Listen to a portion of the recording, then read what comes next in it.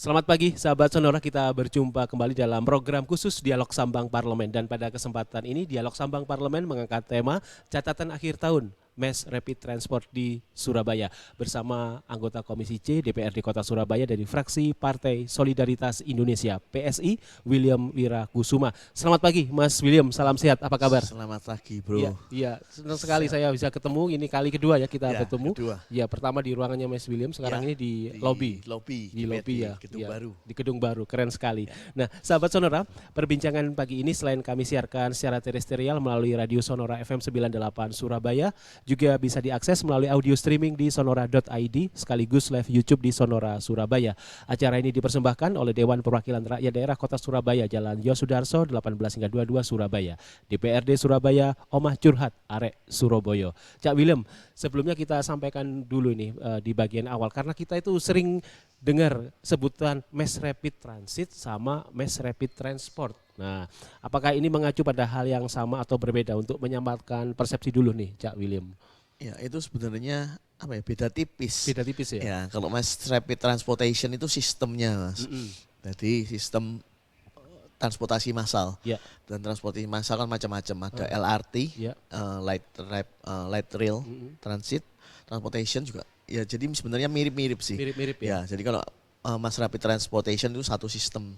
Ya. Jadi mungkin ada BRT-nya, ada Ya. LRT-nya dan lain-lain. Kalau MRT biasa Mass Rapid Transit itu lebih banyak orang melihatnya sebagai ini apa namanya yang di bawah tanah. Oh iya iya. Ya underground. Jadi Underground. karena metro kalau di London misalnya. Iya. Kemudian kalau di Jakarta ya MRT itu. Iya. MRT kan yang di bawah meskipun ada yang di atas juga. Oke. Nah sekarang kita masuk ke topik tema kita nih Mas William. Kalau kita mengangkat tema catatan akhir tahun Mass Rapid Transport di Surabaya. Ya. Dari Mas William apa yang pertama disoroti dan progresnya sejauh ini seperti apa yang ada di kota Surabaya, Mas William? Ya 2023 ini transportasi umum Surabaya sudah berkembang dengan baik karena banyak perkembangan. Jadi di awal tahun itu kita cuma masih punya Surabaya Bus dan Teman Bus saja. Jadi ada 2 jalur trang besar. Jadi itu yang bus besar. Yang satu dikelola oleh Teman Bus Transmanggi Surabaya. Dan yang satunya Surabaya Bus itu yang dikelola oleh pemerintah Kota Surabaya. Tapi di pertengahan tahun kita juga launching feeder. Feeder Wirawiri Surabaya di bawah Surabaya Bus. Jadi perkembangannya sudah cukup baik. Kemudian lainnya lagi adalah di awal tahun banyak bus kita yang rusak. Jadi dari 28 unit yang kita punya, saya sempat lihat dan cek di pool, itu ada sekitar 10 sampai 12 bus yang rusak. Rusaknya itu seperti apa bisa disampaikan? Karena spare partnya masih pesen gitu ya. Jadi untuk anggarannya juga. Dan alhamdulillah puji Tuhan akhir tahun ini sudah bisa jalan semua. Karena kami dari Komisi C, saya dan teman-teman memaksa supaya segera itu dijalankan.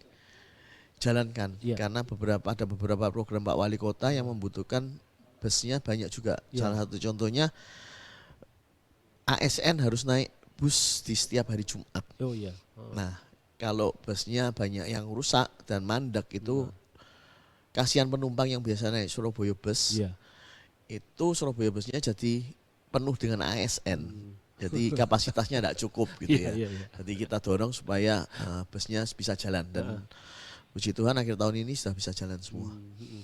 Nah kalau kemudian aktivitas kota Surabaya ini sudah disampaikan punya Surabaya Bus dan sekarang punya feeder Wirawiri ini sebagai penyangga untuk masyarakat bisa mengantarkan. Kemudian ada beberapa titik di Surabaya itu seperti park and ride dan sebagainya. Anda melihat ini sudah cukup optimal. Kalau nggak salah ada berapa? 5 atau 6 titik ada ya? 5 titik. 5 titik ya park and ride. Itu bisa disampaikan di titik sekitar mana saja dan seperti apa fungsionalnya sekarang ini? Nah fungsionalnya kalau park and ride saya bilang belum maksimal.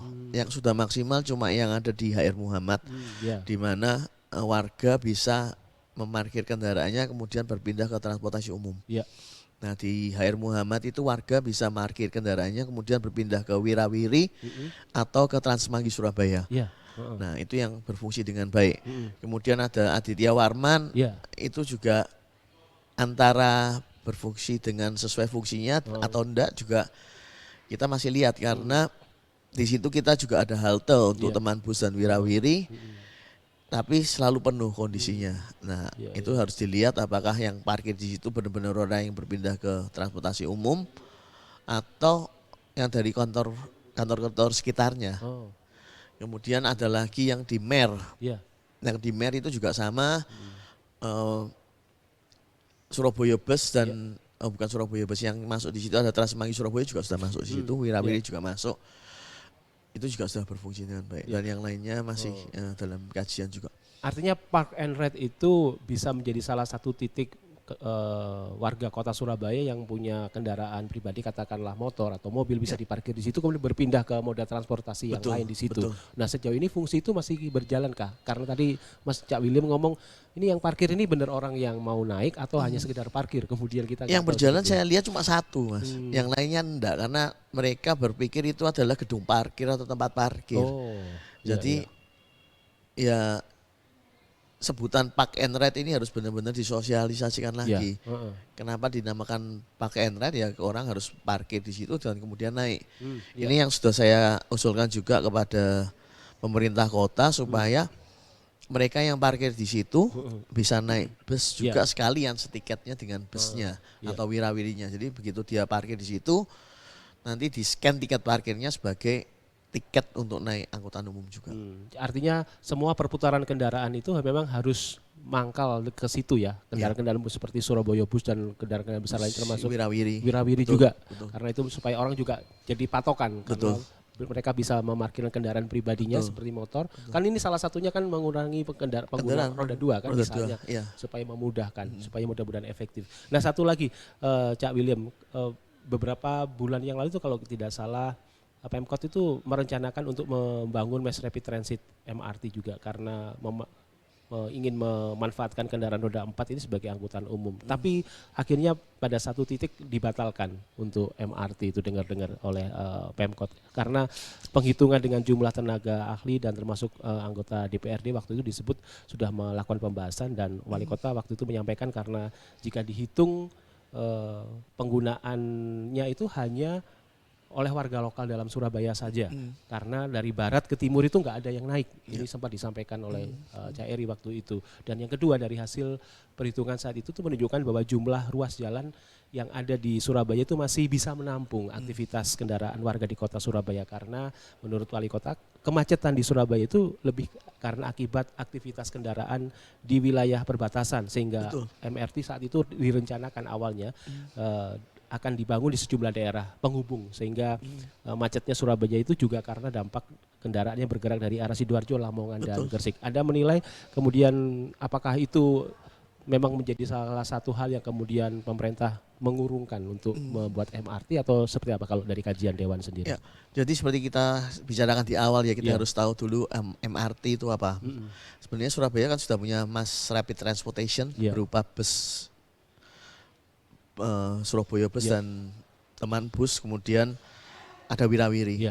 Nah yang di cancel oleh pemerintah kota dan kami juga menyetujui adalah tram dan mungkin namanya metro ya. Metro. Yang satunya bukan metro, yang rencananya adalah yang di atas monorail. Monorail. Nah kalau kita lihat dari jumlah penumpang dan biayanya itu memang terlalu besar. Dari potensi penumpang yang ada. Misalnya kalau misalnya kita tram di tengah kota saja, itu tidak bakal banyak mengurangi kendaraan. Karena sebenarnya masalah macet kota Surabaya adalah juga banyaknya kendaraan yang masuk dari luar kota, dari kota-kota penyangga. Kalau misalnya angkutan umum di kota-kota tersebut tidak diperbaiki dulu juga ya percuma. Karena misalnya dari kota Sidoarjo gitu ya, dari Kabupaten Sidoarjo, warga dari rumah untuk menuju ke halte bus Surabaya Bus itu masih naik sepeda motor ya sama saja. Itu ya mereka mending sekalian aja langsung masuk Surabaya naik sepeda motor. Kemudian itu yang membuat Surabaya macet sebenarnya. Nah, sebenarnya kalau saya sendiri sih lebih setuju kalau misalnya tetap membuat monorail atau tram Tapi di semua perbatasan kota Surabaya ada park and ride-nya. Pertimbangannya apa? Pertimbangannya adalah mereka yang dari luar kota, yang dari Kabupaten Sidoarjo atau Gresik misalnya, mereka parkir di situ, kemudian masuknya naik angkutan umum. Oh iya, melalui feeder ya? Melalui feeder, baik feeder ataupun bus, Surabaya bus atau Transmanggi, atau mungkin nanti kalau yang itu yang tram. Iya. Tapi sementara ini kalau memang kita hitung sih jumlah penumpangnya masih bisa ditampung dengan Surabaya Bus dan teman bus dari atau Transmanggi Surabaya itu. Jadi kita harus membiasakan mereka juga untuk naik transportasi umum dulu. Iya. Yang penting kita juga sebelum membangun tram di dalam harus ada kebiasaan orang untuk naik transportasi umum. Oke. Nah kalau sudah terbiasa ya kita harus punya kantong-kantong parkir tadi, park and ride-nya di sekitar perbatasan. Dan itu pun kalau kita lihat sebenarnya bisa efektif. Kenapa? Karena yang dari wilayah ke Surabaya mereka pekerja adalah pekerja kantoran. Mereka yang bekerja dari jam 7 sampai jam 4. Jadi mending mereka parkir motor atau mobilnya di park and ride kemudian naik transportasi umum kita. Nah, karena di kota Surabaya mereka tidak perlu mobilitas. Mobilitasnya kan masih bisa pakai yang lain. Nah, untuk menuju situ kita biasakan mereka naik bus dulu. Kita lihat jumlah penumpangnya seperti apa. Kalau memang sudah tidak tertampung lagi, barulah kita bangun itu tram atau monorail. Gitu. Jadi karena jumlah penumpangnya sebenarnya Surabaya Bus jumlah penumpang sih sudah sekitar 1 jutaan lebih ya. Kemudian untuk Wirawiri per hari itu sudah 4.000 sampai 5.000 penumpang untuk per setiap jalurnya. Tapi kalau transportasi umum ini sudah bisa dengan bagus, tentunya kebutuhan untuk tram atau monorail bisa baik. Gitu. Selain itu apa item yang masuk dalam list catatan akhir tahun dari teman-teman Dewan, khususnya Mas William melihat rapid transport di kota Surabaya ini kan sudah bulan ke-12 di tahun 2023 menjelang lagi ntar tahun 2024 dari sekitar 12 bulan atau 1 tahun 2023 ini apa hal-hal yang menjadi pengamatan Cak William? Ya kalau kita lihat sih selama tahun 2023 ini minat orang naik transportasi umum sudah sangat baik. Sudah ada tren untuk menuju tren peningkatannya bagus. Cuma perlu sosialisasi karena banyak orang tidak tahu bagaimana cara naiknya, bagaimana cara bayarnya. Ini yang harus disosialisasikan oleh pemerintah kota Surabaya. Saya kalau turun pun seringkali baik melalui reses atau belusuan saya selalu juga sosialisasikan. Bagaimana cara naiknya, bagaimana membayarnya, bagaimana melihat aplikasinya. Dan banyak sekali orang masih terbiasa untuk menunggu di halte. Nah, padahal sistem transportasi umum Surabaya yang kita kembangkan adalah seharusnya penumpang datang ke halte itu pada saat unitnya datang. Jadi tidak perlu menunggu. Itu kenapa? Karena itu untuk menghemat anggaran, Mas. Kita tidak perlu bangun halte. Jadi waktu misalnya Mas Bro mau naik dari halte Gubernur Suryo sini ya. Lihat dulu di aplikasi, busnya sudah deket nih, baru jalan. Jadi pada waktu sampai di halte busnya langsung angkut, jadi tidak menunggu lama. Karena kebiasaan orang kan ya yang zaman dulu kalau naik angkot kita harus nunggu, yang datangnya kapan, berangkatnya kapan juga nggak tahu. Kalau yang kita buat ini sekarang sudah tersistem. Itu. Dan banyak juga protes warga. Halte kok nggak ada iupane gitu ya. Ya karena sistem ini harus disosialisasikan. Memang beberapa halte kita buat bangun ada untuk iupannya ada atapnya ya, kanopinya. Itu sebenarnya halte-halte untuk transit. Kenapa? Karena kadang-kadang orang yang mau pindah ke jalur lain, busnya kan harus nunggu. Atau wirawirinya bedanya bisa sampai 5 sampai 10 menit. Mereka harus nunggu. Jadi harus ada kanopinya. Oh, gitu. Nah, ini perlu dijelaskan lagi. Jadi halte itu ada macam-macam ya? Betul. Cak William, seperti apa bisa disampaikan? Jadi yang pertama haltenya ada yang berkanopi. Jadi ada atapnya. Itu banyak halte yang pasti itu untuk tempat transit. Berpindah antara Transmanggi Surabaya ke Surabaya Bus atau Wirawiri. Dan di situ biasanya ada jadwalnya, ada jalurnya juga terlihat. Tetapi kalau jalur-jalur yang tidak ada tempat transitnya atau tidak bisa berpindah dengan yang lain, itu cuma berupa plakat. Jadi Iya, kayak plang gitu tulisannya bus stop. Iya, iya. Nah itu cuma untuk satu jalur aja. Itu memang sengaja didesain untuk seperti itu. Ya. Selain sampai 1 dan 2 ada lagi yang jenis halte atau cukup di 2 itu tadi ya? Ada yang satu lagi yang di TIJ, Terminal TIJ, Intermoda. Intermoda. Di mana di situ kita bisa berpindah bermacam-macam moda, bermacam-macam Iya, jalur. Karena saya juga ingin Surabaya punya satu seperti terminal, di mana warga kalau dari situ bisa kemanapun di kota Surabaya. Nah ini sedang kita kembangkan di TIJ, Terminal Intermoda Joyoboyo. Itu dari utara ke selatan bisa naik Surabaya Bus. Kemudian dari tengah itu ke barat ada Wirawiri, dari situ ke arah selatan juga ada Wirawiri, jadi sudah bisa di situ. Iya, iya. Oke.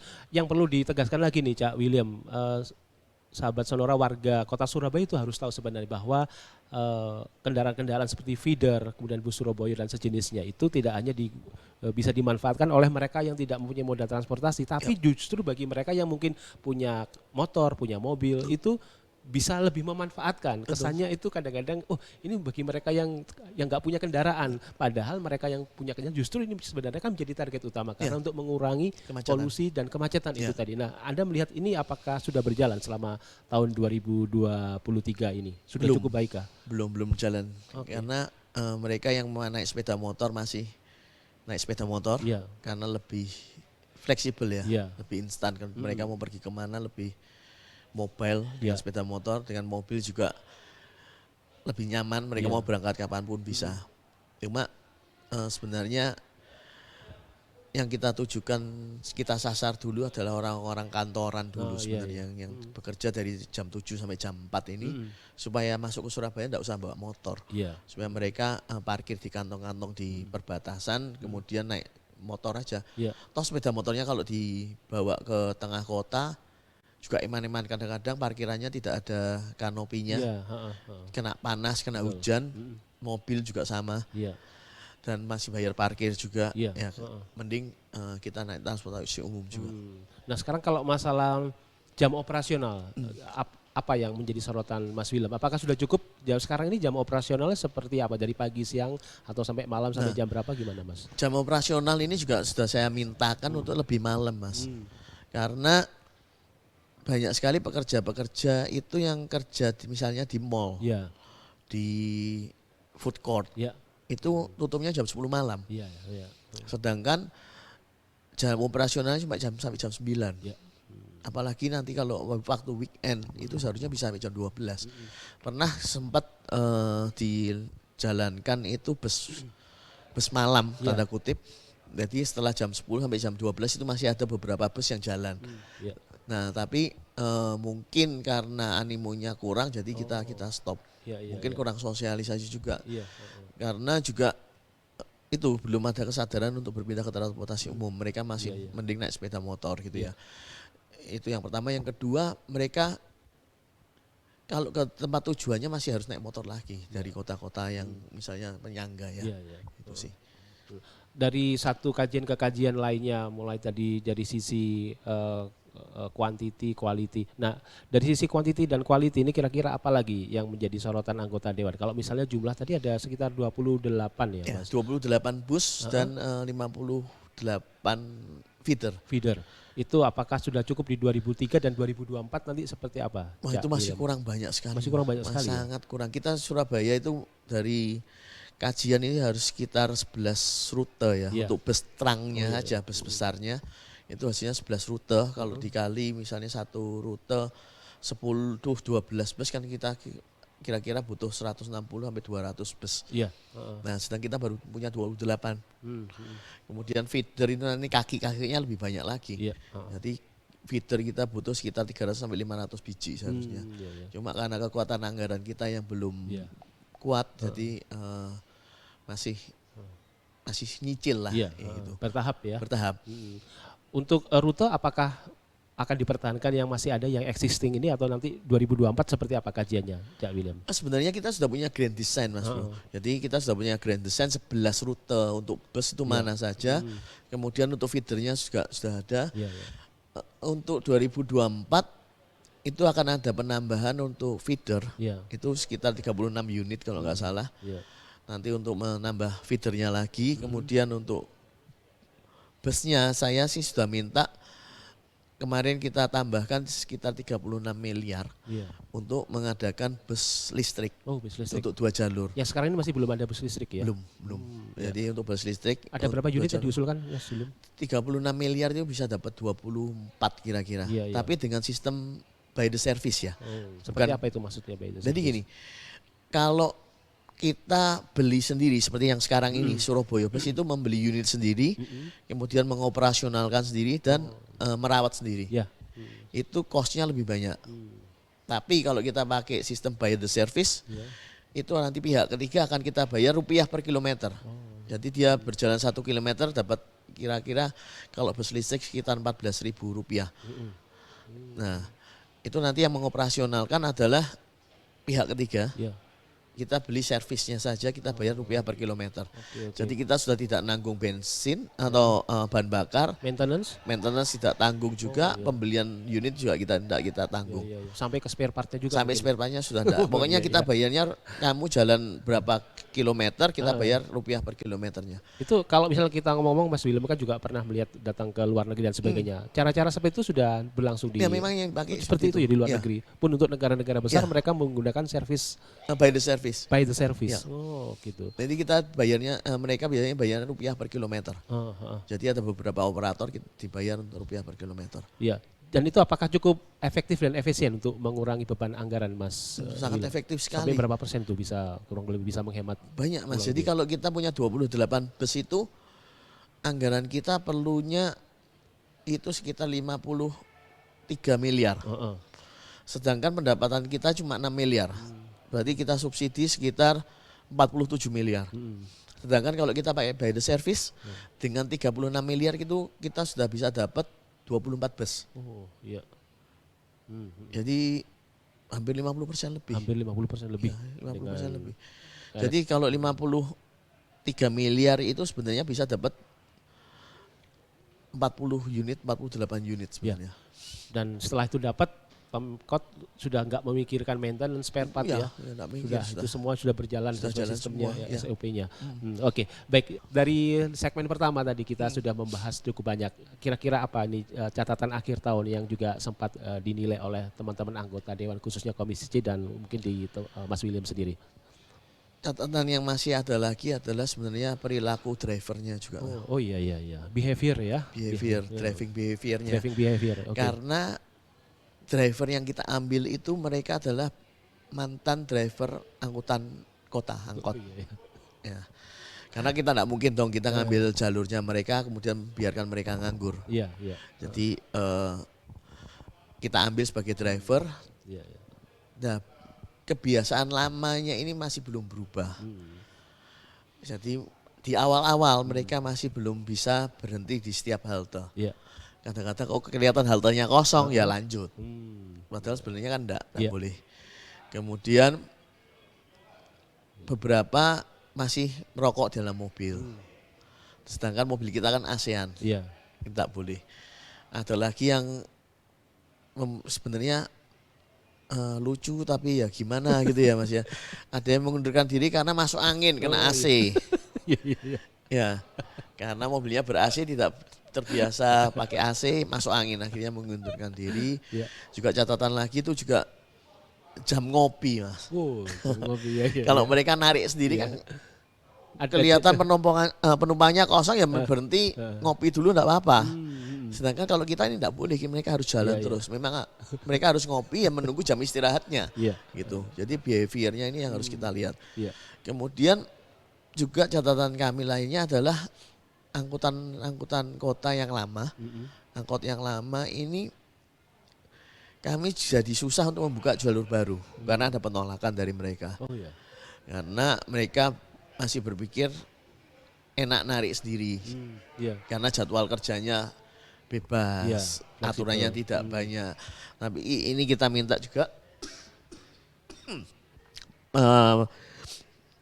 disuruh untuk mendekati mereka supaya memberi pengertian meskipun kita terjadwal dan ada jam kerjanya, tapi pendapatan mereka, ekonomi mereka jauh lebih baik daripada narik angkutan umum yang sekarang ini mungkin sehari bisa dapat 50 sampai 75.000, belum bensinnya dan lain-lain. Jadi sehari mungkin bawanya paling cuma sekitar 30.000. Nah kalau dikalikan sebulan, mereka paling dapat 900.000 per bulan. Sedangkan kalau di kita dibayar per bulan jauh lebih besar daripada 900.000. Tergantung shiftnya mereka jalan berapa shift. Gitu sih. Dengan kondisi seperti itu, misalnya tentang driving behavior dan juga hal-hal yang kemudian belum terbiasa, yang biasa menggunakan kendaraan-kendaraan yang dengan sistem konvensional yang sekarang ini harus tersistem gitu ya. Apa yang bisa Anda sarankan kepada Pemkot, usulan apa, dan sejauh ini ada win-win solution nggak dengan Pemkot? Sempat ada hearing atau duduk bersama untuk membahas ini, Cak William? Dari pemerintah kota sih saya sudah lihat mereka sudah profesional ya. Jadi mereka selalu mengadakan pelatihan, membiasakan karena behavior itu kan harus dari kebiasaan. Jadi harus dilatih terus-menerus dan semakin lama semakin baik kok. Semakin lama semakin baik dan mereka sudah terbiasa juga untuk jalan ini. Itu menjadi hal yang menarik ya, karena saya baru tahu ternyata kita kalau berbicara misalnya transportasi, katakanlah Surabaya Bus, angkutan Wirawiri, memang kendaraannya sudah kelihatan bersih, lebih bagus, lebih modern, lebih nyaman. Tapi ternyata di situ tidak masalah hardware, tapi softwarenya. Softwarenya mungkin manusianya yang mengendarai ini juga harus dituntut kecakapannya. Selain kendaraannya juga cakep. Nah ini tampaknya juga perlu akan dapat perhatian tahun depan ya, karena supaya kendaraannya canggih, bagus, sistemnya bagus, orang-orang yang tepat pilihan. Jangan sampai kendaraannya bagus, nanti nyalipnya, nyetirnya gak karuan. Betul, itu juga jadi catatan. Itu juga catatan saya karena terutama kalau dari Surabaya Bus kita sudah training bagus. Kemarin catatan saya Trans Semanggi ini masih agak ugal-ugalan. Ya, tapi kita sudah ingatkan terus supaya mereka men-training drivernya gitu. Nah, itu memang harus butuh proses ya, membiasakan untuk mengendarai bus dan transportasi umum. Karena kecepatan maksimal mereka kan di kota seharusnya cuma 40 km per jam sampai 50 km per jam. Elemen lain Mas William, apa yang sempat teman-teman Dewan dan khususnya Mas William mencermati dari beberapa item tadi yang kita sudah cukup banyak soroti? Masih ada lagi soal perawatan busnya juga. Perawatan. Ini tapi tahun depan bisa diselesaikan karena kita kan mau pakai by the service juga itu. Berarti yang konsep atau sistem lama ini diselesaikan sampai akhir, sampai tuntas 2023 ini atau dievaluasi? Sebagian masih pakai karena kita sudah terlanjur beli bus 28 bus ini tetap harus dijalankan. Tapi berikutnya penambahan-penambahannya adalah pakai by the service juga. Karena kontrolnya lebih gampang. Catatannya kita adalah bagaimana juga mengajak masyarakat supaya lebih mau naik transportasi umum. Harus ada inovasi-inovasi dari Surabaya Bus atau Wirawiri supaya mereka bisa masyarakat tuh mau berpindah. Contohnya soal tiket lah. Tiket sekarang memang kalau untuk Surabaya Bus 5.000 untuk 2 jam. Wirawiri juga sudah terkoneksi, terintegrasi. Nah, yang untuk Trans Semanggi Surabaya ini belum. Nah, ini kita minta supaya mereka bergabung dengan tiket kami. Karena ke depan di 2024 yang bayar teman bus, yang bayar Trans Semanggi Surabaya adalah APBD Surabaya. Jadi tiketingnya harus mengikuti sistem Surabaya.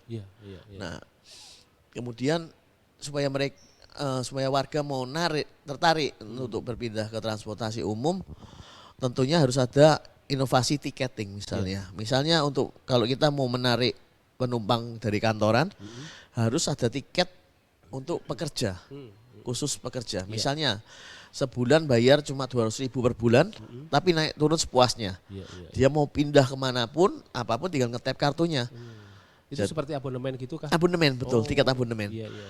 Daripada mereka untuk nyicil sepeda motor, enggak tahu sebulan 300-400.000, belum servisnya, belum bensinnya. Itu tidak ada masa kadaluarsanya ya, selama itu masih ada saldonya abonemen itu? Bukan saldo Mas, jadi dia bayar per bulan 200.000, dia sudah naik sepuasnya. Tapi kalau tanggal 1 tidak dibayar ya tidak bisa di-ngetap. Gitu. Dan itu mungkin bisa kerjasama dengan perusahaan-perusahaan supaya perusahaan yang bayar langsung potong gaji atau perusahaan yang memang mungkin ada tunjangan transportasinya langsung masuk ke situ. Beda seperti kayak e-money atau tempat pembayaran elektronik beda ya yang ini langganan abonemen. Abonemen berarti sistemnya. Sistemnya abonemen. Kemudian juga yang saya usulkan juga adalah untuk wisatawan. Jadi mereka yang ke Surabaya enggak usah lah bawa mobil, enggak usah bawa sepeda motor misalnya. Tapi bisa pakai tiket langganan berapa hari mau tinggal di Surabaya bisa beli tiket yang 7 hari misalnya. Ya 7 hari ngetap bebas mau naik turun kemanapun, pindah Wirawiri, pindah Surabaya Bus, pindah teman bus atau Semanggi. Ya pakai kartu saja tinggal ngetap. Jadi satu pilihan alternatif yang sulit ditolak nanti untuk warga Kota Surabaya atau warga pendatang yang ingin menikmati berlibur di Kota Surabaya. Cak William, kemudian satu lagi nih kalau misalnya tadi kan kita sudah ngomong soal bagaimana membudayakan orang menggunakan transportasi massal. Kemudian ini jadi tantangan challenge karena tadi tahun depan kayaknya Dewan juga sudah menyetujui untuk bisa melakukan atau menganggarkan electricity bus atau electricity vehicle ya misalnya mungkin jenisnya apa saja. Nah ini seperti apa? Kemudian kayaknya setelah PR membudayakan orang untuk menggunakan angkutan massal, kemudian tahap selanjutnya fasenya adalah tantangan bagi pemerintah kota dan Dewan. Bagaimana angkutan moda transportasi ini juga smart environment, jadi ramah lingkungan, ramah lingkungan. Jadi itu artinya tantangan. Salah satu adalah pilihan dari kendaraan dengan tenaga listrik. Nah ini ke depan seperti apa tantangan dan peluangnya, terlebih juga melihat densitas kepadatan di Kota Surabaya ini, kondisi jalan, kemudian kalau hujan itu ada genangan dan sebagainya. Faktor-faktor itu sudah dipikirkan untuk misalnya kemudian memutuskan menggunakan bus dengan tenaga atau menggunakan baterai ya dengan tenaga listrik, Mas William. Jadi kita dorong sebenarnya Surabaya Bus ini jadi BUMD, Mas. Dengan demikian kita bisa berkontrak dengan pihak ketiga dengan by the service tadi. Sekarang sih sudah bisa, tapi dengan BUMD akan lebih leluasa untuk mengambil keputusan. Nah, kalau sudah by the service sebenarnya kita tidak banyak pusing, Mas Bro. Karena busnya mereka yang sediakan, pokoknya kita mintanya busnya bus listrik. Untuk bahan bakarnya atau bahan penggeraknya mereka harus sediakan pool sendiri. Yang penting mereka jalan, kalau mereka jalan ya kita bayar per kilometer. Jadi untuk secara teknisnya tidak jadi masalah sih. Kalau untuk masalah genangan dan lain-lain kita lihat semua bus sudah meskipun elektrik itu sudah tahan air semua. Rute-rute yang dilalui berarti itu paling tidak kita juga menyiapkan artinya landscape yang nanti akan dilalui jalur-jalur bus itu apakah butuh jalur-jalur khusus misalnya ada kalau di Jakarta ada jalur untuk jalur khusus untuk bus misalnya. Kalau Surabaya saya kira tidak perlu Mas jalur bus karena makin sempit nanti. Toh kalau dikasih jalur khusus juga di Jakarta juga dilanggar semua. Terus gunanya apa gitu cuma mempersempit juga banyak pelanggaran juga tidak efektif juga. Sementara ini kita lihat Surabaya Bus dengan jalur yang sama, headway-nya masih bisa terjaga, masih dengan baik. Bedanya dengan Jakarta itu sebenarnya kalau saya bilang itu bukan transportasi yang tersistem. Kenapa? Karena headway mereka dijaga dengan tambah-tambah bus. Jadi pokoknya banyak-banyakan bus yang jalan, semakin banyak bus yang jalan berarti headway-nya semakin dekat. Sedangkan kalau kita enggak, kita sistem kita punya SIUTS, Surabaya Integrated Urban Transport System itu yang mengendalikan kalau headway-nya antara bus terlalu jauh di kontak Mas. Yang depan pelanin sedikit ya, yang belakang maju lebih cepat ya gitu. Itu lebih tersistem. Jadi kalau untuk jalur khusus sih kita masih belum perlu. Kecuali mungkin kalau kita terdeteksi titik-titik kemacetan yang memang sudah crowded sekali, maka bus itu akan dikasih jalur khusus yang di tempat itu saja, nanti dia keluar kembali ke jalan biasa. Untuk proporsional yang ideal Mas William seperti apa? Apakah ada persentase atau hitungan ya? Kalau misalnya kita punya sekian untuk bus besarnya atau Surabaya Bus, maka feeder atau wirawirinya harus sekian atau jumlahnya akan sama. Seperti apa kalau misalnya idealnya antara yang jalan-jalan yang besar itu akan dilayani oleh hanya Surabaya Bus atau yang memang daerah-daerah penyangga itu full dilayani oleh wirawiri dan jumlahnya seperti apa perbandingan antara wirawiri dan feeder dan juga bus utamanya ini yang bus besarnya?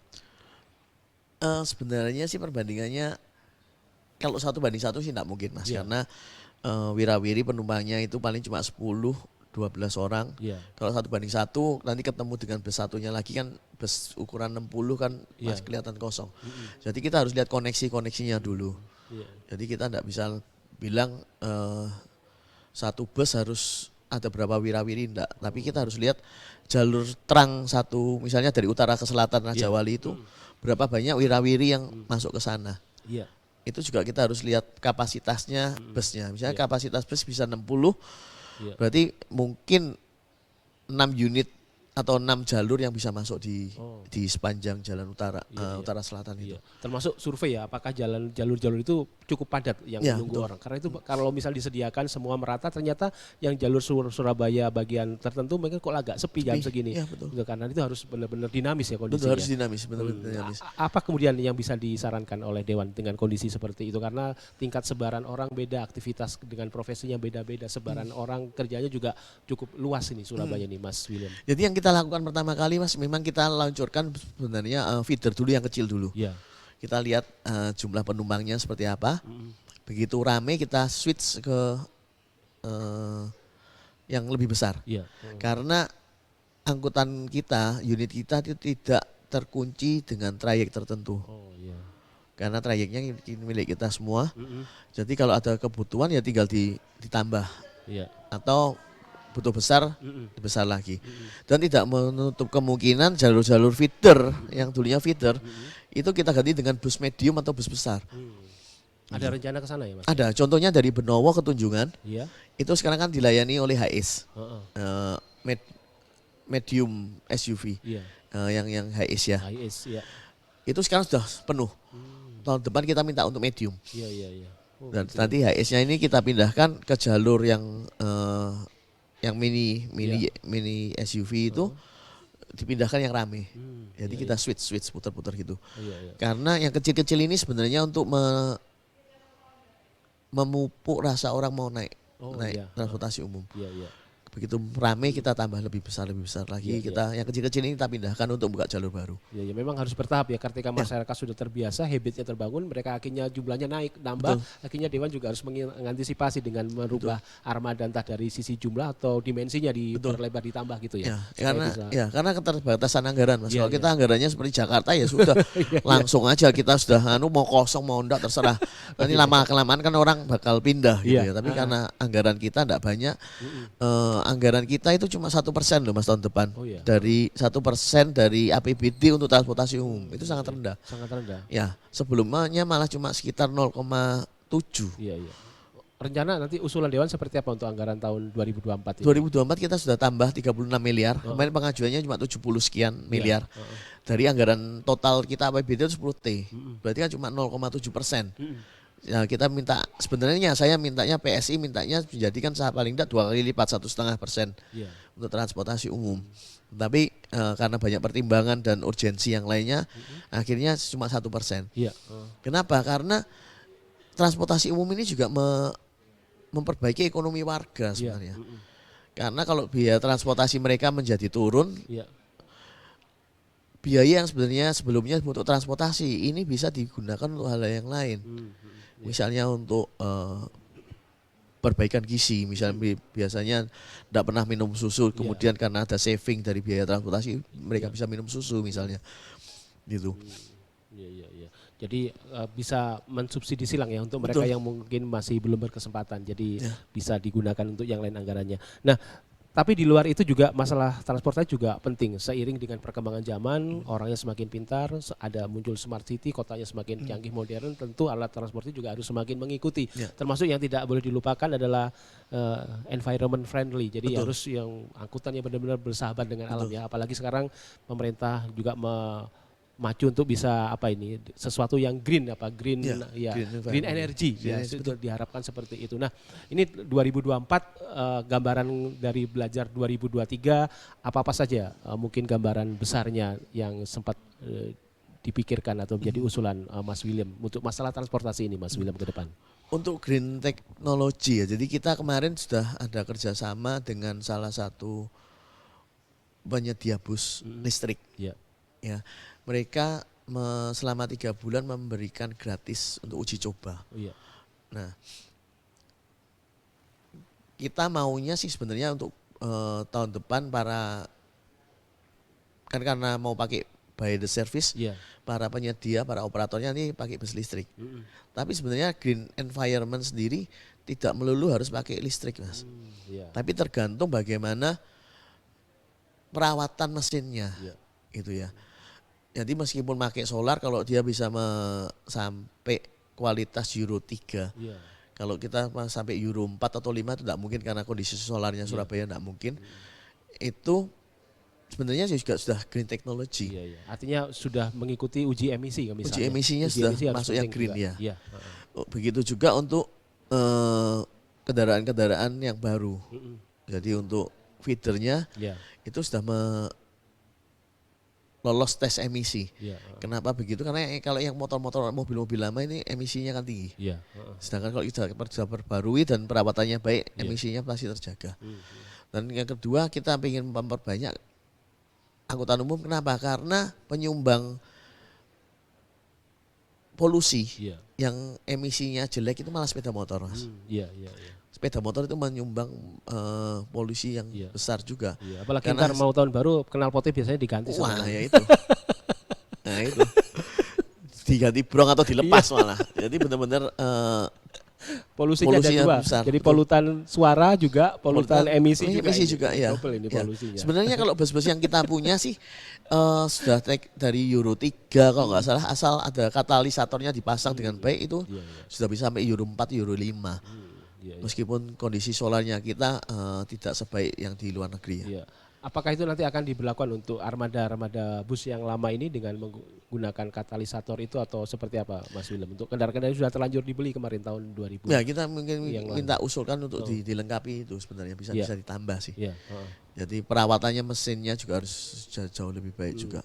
Ya, Mas Willem, pada kesempatan ini kita juga sebenarnya ingin memberikan kesempatan atau mengajak lah apa yang bisa Anda ajak untuk warga masyarakat untuk turut bisa memanfaatkan transportasi yang sudah disediakan oleh Pemkot ini supaya nggak sia-sia. Misalnya apakah itu membiasakan dengan menggunakan transportasi umum atau memaksakan diri dalam tanda kutip karena memarkir kendaraan agak jauh kemudian bisa berjalan ke park and ride dan sebagainya. Itu kan sesuatu yang perlu dibiasakan. Karena sampai sekarang dari apa yang disurvei oleh Mas Willem toh juga ada beberapa yang mungkin belum atau kurang maksimal. Misalnya penggunaan park and ride dan sebagainya. Apa yang bisa Anda ajak warga untuk bisa lebih senang, lebih antusias untuk menggunakan moda transportasi umum ini? Ya, minimal mencoba dulu, Mas. Jadi kita sarankan warga untuk coba angkutan umum kita, bagaimana kondisi unitnya, baik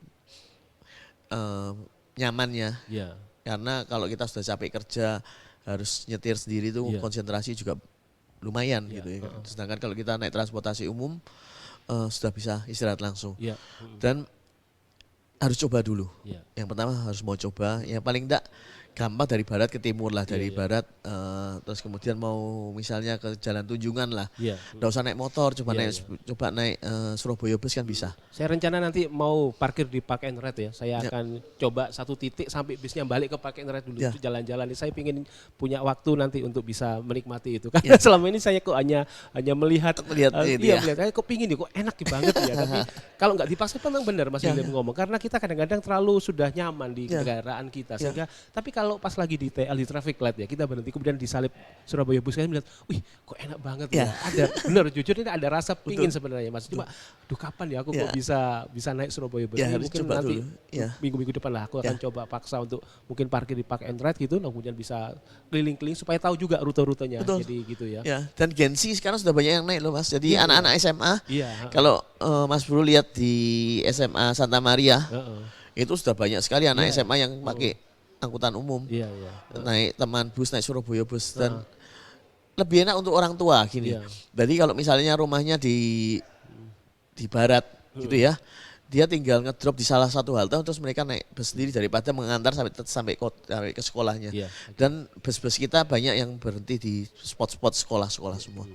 Mas Willem, tanpa terasa kita sudah di penghujung acara program ini. Kira-kira apa sebagai closing statement Anda dalam konteks mencermati catatan akhir tahun Mass Rapid Transport di Surabaya, apa yang mungkin Anda bisa sampaikan di dalam closing statement, silakan. Saya sih pinginnya warga mulai memanfaatkan transportasi umum. Karena kalau transportasinya mulai penuh kita bisa tambah busnya lebih banyak lagi. Kalau busnya penuh nanti kita bisa bangunkan tram loh. Oh gitu. Kalau warga Surabaya pengen punya tram biasakan naik transportasi umum karena kalau transportasi umumnya belum penuh, kita bangun tram jadi kosong juga percuma gitu. Kita buang-buang uang, mending kita buat membangun yang lain. Tapi kalau memang warga pingin punya tram di Surabaya, ya ayo naik transportasi umum dan penuhi bus-bus umum kita. Wah, ini di challenge ini. Bus. Di challenge nih sahabat Sonora. Ya, jadi ini akan menjadi tolok ukur ya. Kalau misalnya rutenya penuh padat terus pasti akan ditambah jadi pertimbangan. Tapi kalau kosong ya dibiarin atau mungkin ya nggak ditambah gitu ya. Jadi ini sebenarnya untuk memacu orang supaya tahu. Jangan sampai disepikan atau menjadi sepi karena rame nanti akan ditambah lagi. Yang penting coba dulu. Benar. Coba dulu. Dan kita dari pemerintah kota dan DPRD juga memperbaiki infrastrukturnya ya. Jadi trotoar mulai kita perbaiki dan semua sudah kita perbaiki juga. Baik. Sahabat Sonora, demikian perbincangan kita pada kesempatan ini bersama William Wirakusuma, anggota Komisi C DPRD Kota Surabaya dari fraksi Partai Solidaritas Indonesia PSI Surabaya. Mas William, terima kasih Mas Bro atas perbincangannya pada kesempatan ini. Di lain kesempatan kita bisa bertemu dengan tema yang berbeda. Ya mungkin nanti sambil naik bus gitu. Oh iya benar, setuju. Menarik kayaknya. Nah, sahabat Sonora, sampai di sini perbincangan kita. Terima kasih atas kebersamaan Anda. Budi undur diri dan pastikan Anda keep stay tune di Sonora FM 98 Surabaya.